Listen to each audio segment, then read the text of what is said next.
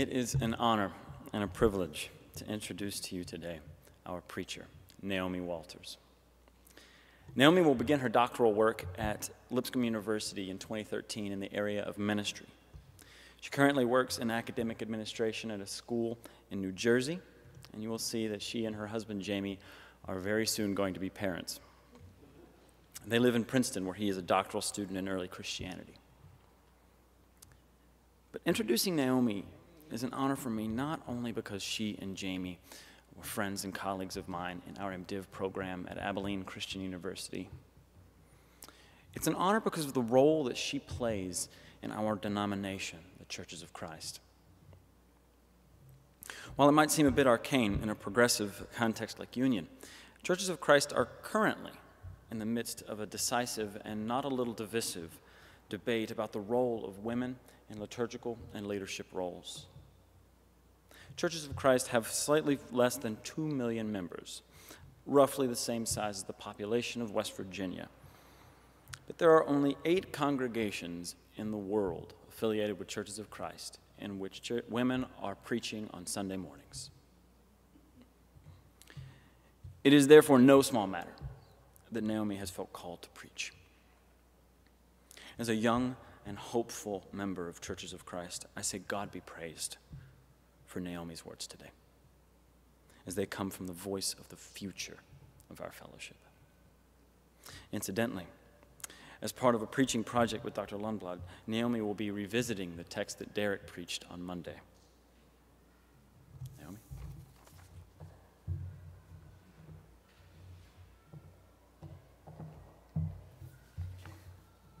First of all, let me assure you that I'm only 25 weeks pregnant. There is therefore little chance that I will go into labor during this sermon. You can relax, sit back, don't worry, it will be fine.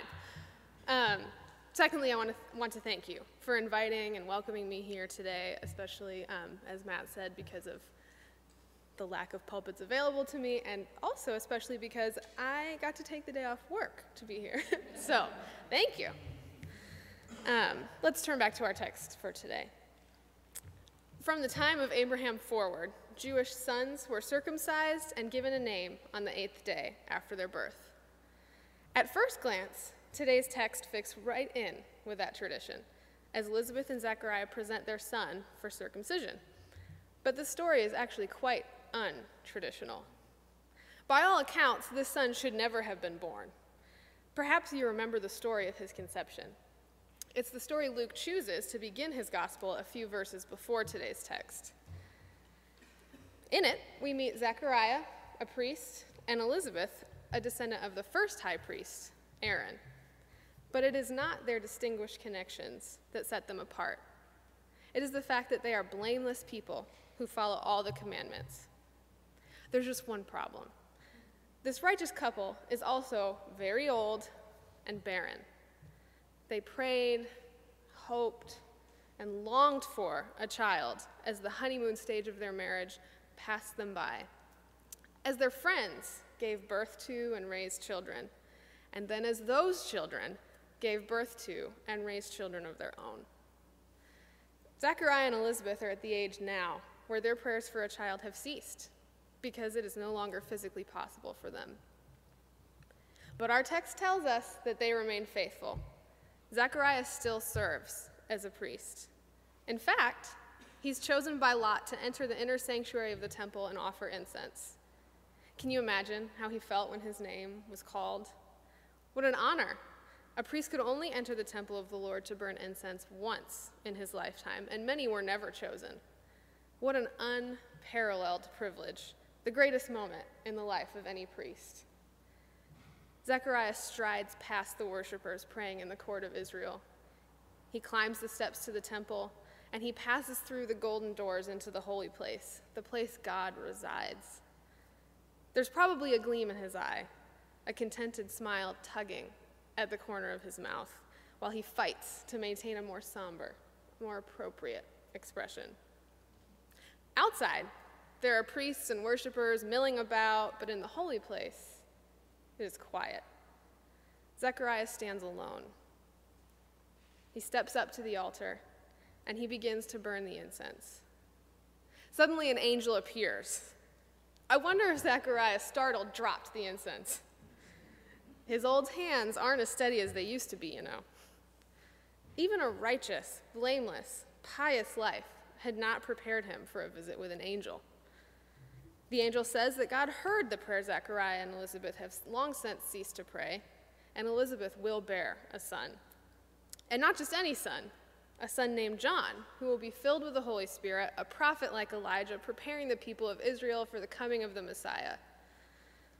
Stammering, shocked, trying to get a handle on this extraordinary moment, Zechariah asks for a sign, reminding the angel that both he and his wife are quite old. To this, the angel replies, if you really need a sign, you, a priest who should have faith, I'll give you a sign. You'll be silent and unable to speak until all this takes place. And with that, Zechariah once again finds himself alone in the dimly lit holy place. He exits in a daze and is met by a crowd of people wondering what was taking him so long. Perhaps they were wondering whether or not he had died in there. After all, he is getting along in years. I wonder if the people were more worried when he came out alive, but unable to speak. I wonder what Elizabeth thought when he got home from work that day. We never do find out what Elizabeth thought about Zechariah's experience in the temple. But in today's text, we do find out that God's promise was good. As promised, Elizabeth conceives and gives birth to a son. What must it have been like for her to gaze at her miracle child, young enough to be her grandchild, to tickle his feet, to hold his hand, to make him smile? She must still have been glowing when her neighbors came for the circumcision ritual 8 days later, in adherence with Jewish custom. Of course, we would expect nothing less than adherence to Jewish custom from such a righteous and blameless couple. I can't believe their neighbors were able to wait a whole 8 days to visit this miracle child. Their excitement could only have been multiplied based on the fact that this child's parents are so old. This town's anticipation must have been at a record high, knowing that Zechariah had been mute since God promised this baby's birth.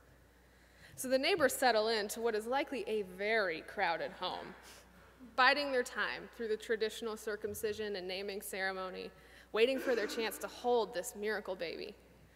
The priest reaches the part of the ceremony in which the name is announced and begins to pray, "Our God and the God of our fathers, preserve this child for his father and mother, and his name in Israel shall be called Zechariah, the son of Zechariah." So far, so good, the neighbors think. Get on with it. It's almost time for the potluck. But then things start to get strange. Elizabeth interrupts. No, he is to be called John. A ripple of surprise passes through the people. Bored attendees sit up straight, anxious to see what happens next. There had apparently been no discussion with Elizabeth before the ceremony as to her son's name. Since Zechariah could not speak, they all just assumed that his name would be passed on to his child according to tradition. So Elizabeth's interruption was considered inappropriate by all present. Her outspokenness and insistence are completely out of place, not to mention her rejection of the traditional name. Her friends and family point out, but none of your relatives has this name. Maybe they thought Elizabeth was getting senile, that she really thought she had a relative with that name. Bless her heart. She repeats, no, he is to be called John. I hope no one embroidered their gifts. Her friends become more insistent. But Elizabeth, Zechariah is a good name. It means God remembers, which seems fitting since God has shown you such mercy in your old age by remembering your prayers for a child. Elizabeth stands firm. No, he is to be called John. Her family joins in, unrelenting. Surely you do not intend to dishonor your husband by choosing another name when he cannot even speak to defend himself. Zechariah is a godly man, and your son would do well to follow in his footsteps. To give him any other name implies that you do not want your son to do what his father did. How will you ensure that he will honor those who went before him with such a newfangled name? You know how friends and family can be. They think they know everything, and even when they don't know anything, they still think they know more than you. Frustrated, exasperated, confused, her friends give up on her and turn to Zechariah and ask him what the child's name should be. Surely he will side with us. It's his name at stake here. I imagine that throughout this scene, Zechariah has sat in his chair chuckling. He knows something his friends and family cannot possibly know, that his child's name is John, and it has been John since before his conception. He wonders when his opinion will be asked. And when his friends and family turn to him, frantically motioning and speaking more loudly, "What do you want the name of the baby to be?" He shakes his head, thinking, in the excitement, they have forgotten that I'm only mute, not deaf.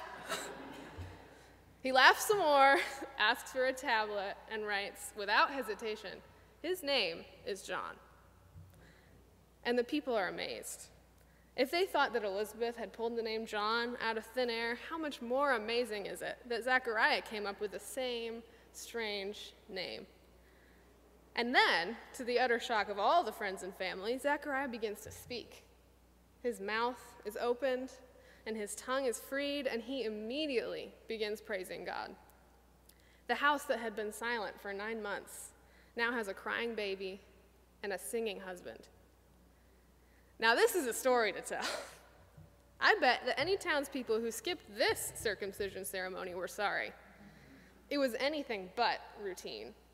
Our text says, all these things were talked about throughout the entire hill country of Judea. All who heard them pondered them and said, "What then will this child become?" For indeed, the hand of the Lord was with him. Yes, the hand of the Lord was with John. The hand of the Lord was also with Elizabeth and Zechariah to conceive and give birth to a son in their old age. The hand of the Lord was at work with Elizabeth to give the son an untraditional name. The hand of the Lord was at work with Zechariah, loosening his tongue for worship. In such amazing circumstances, it was only right for the people to ask, what then will this child become? Of course, you and I know what this child becomes. We know the end of the story. We know that this commotion in a hillside town in Judea is just the beginning. We know that through a baby with an untraditional name, the hand of the Lord was at work, preparing the way for Jesus. The birth of John shows us a God who is faithful in the impossible, a God who remembers, and a God who is gracious. But more importantly, the naming of John shows us a God who is not bound by human tradition, a God who changes things, a God who works in unexpected ways.